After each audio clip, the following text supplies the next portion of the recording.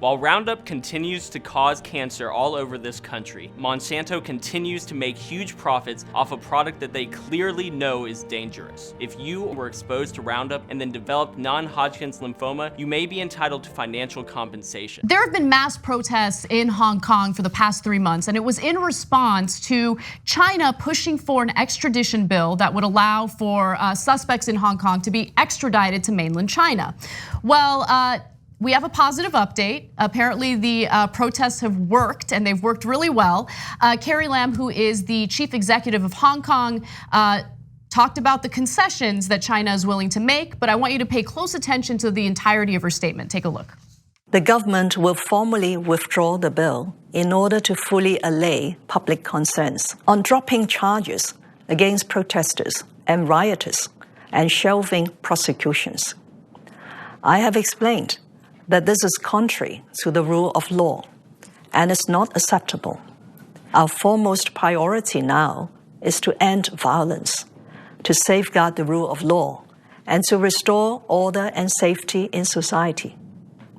As such, the government has to strictly enforce the law against all violent and illegal acts. So I'm curious to see how this plays out moving forward, because the protesters are very specific in their demands. They wanted independent investigations into the police response and police brutality that took place during the protests. They want amnesty for the arrested protesters. They also want direct elections for all lawmakers and the chief executive. They want Carrie Lam out, and she remains in power as the chief executive. So we'll see how that plays out. But when it comes to the extradition bill, it has been permanently withdrawn, which is exactly what they wanted. And I also want to note that just a day prior to Carrie Lam's statement, there was a statement from Beijing saying, no, there's going to be no middle ground. We're not going to negotiate. We're going to do what we want to do. And then a day later, you have Carrie Lam releasing the statement, because protests work, political activism works, unity and solidarity works. And it's really an inspiring story when you think about it. Yes, now it's not anywhere near over though. So first of all, on the backpedal from China, Xi Jinping, the country's leader, said on matters of principle, not an inch will be yielded, but on matters of tactics, there can be flexibility. So he's obviously the one walking this back. And so that is a huge concession from the Chinese leader. But at the same time, it is clearly not enough. Okay, so before they tried half measures, they said, okay, we'll delay the bill. The bill is dead, but they didn't formally withdraw it. So finally, they formally withdraw it, the extradition bill. But on the review of the police excessive force, they say, no, there will be no review, but we'll add 2 people to the police board. Okay, but that's again a half measure. And so if they'd done this in June, most of the critics and the press believe that it probably would have worked if they'd withdrawn the bill right away, right? But now, after all these protests, guys, the context of the protests are amazing. So in June, there was 1 million people in one of the first protests on June 9th. And then a week later, there was 2 million people. That's a quarter of the country. So the equivalent here in America would be if 75 to 80 million people showed up in protests across the country. I mean, that's just, it boggles the imagination. So this is one of the greatest protests, arguably in history. And so now the protesters are saying, no, you got 1,100 protesters sitting in jail, no way. And in fact, they recently rounded some of the top activists and put them in prison before making this announcement. And one of the things that people are rightfully worried about is that this is a move to placate the moderates and then weaken and isolate what they call the radicals. And so they put all the leaders in jail. They tell the moderates, don't worry, we withdrew the bill. Everybody go back to sleep. And then they keep on flowing and keep on doing things behind the scenes to accumulate more power for the Chinese government against the will of the people of Hong Kong. So I, of course, think that's a gross thing to do. So I don't agree with what mainland China is trying to do, but at the same time, it is a clever strategy.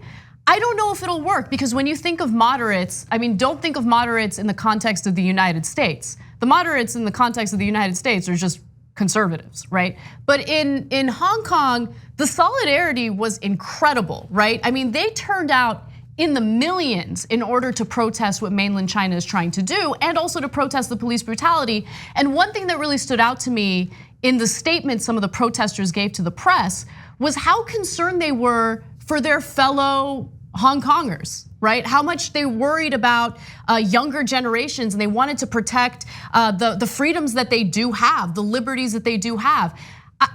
Honestly, like I can't help but compare our situation in the United States and the rhetoric and discourse here with what's going on in Hong Kong, because the divisions here and the lack of unity here, even the lack of unity on the left, is a disaster for us, which is why we can't get things done. Well, and so that to tie both of your points together, Anna, and they're doing this in the face of very persistent and intelligent opposition. So, first China threatened brute force. When that didn't work, they've now switched tactics, and they're doing clever, underhanded strategies that might work, but the protesters are onto them, et cetera, et cetera. Here in America, we have a buffoon as a president. Most obvious thing in the world, he's one of the dumbest people in the country. And that's not an exaggeration, it's not a hyperbole. I can list you a dozen things where it would shock the conscience at how stupid Donald Trump is. And our, I can't spit out the word leaders, because they're not leaders, but the so-called Democratic leadership can't figure out how to beat him. Right. It's amazing.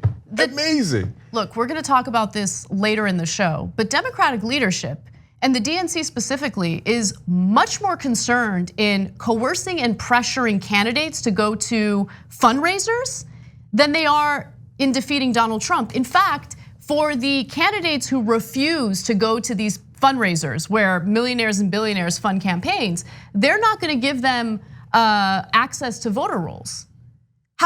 Think about that. They would rather punish progressive candidates and allow Trump to win, just to make a point about how much they love their donors. It's amazing, and they're so brazen too. I mean, Biden today is attending a climate town hall with CNN, and right afterwards going to a fundraiser from the fossil fuel companies. Unbelievable. Can we do a trade? Can I take all the protesters in prison in Hong Kong, bring them here, and make them Democrats? Do you know how much stronger the Democratic Party would be? And do you know how much the world would be better off if we had the leaders of Hong Kong's protests over here? It would make a massive impact. So to all the people involved in the protests in Hong Kong, on behalf of the whole world, thank you. Like what you see? Click the subscribe button below, and don't forget to ring the bell to never miss another video from the Young Turks.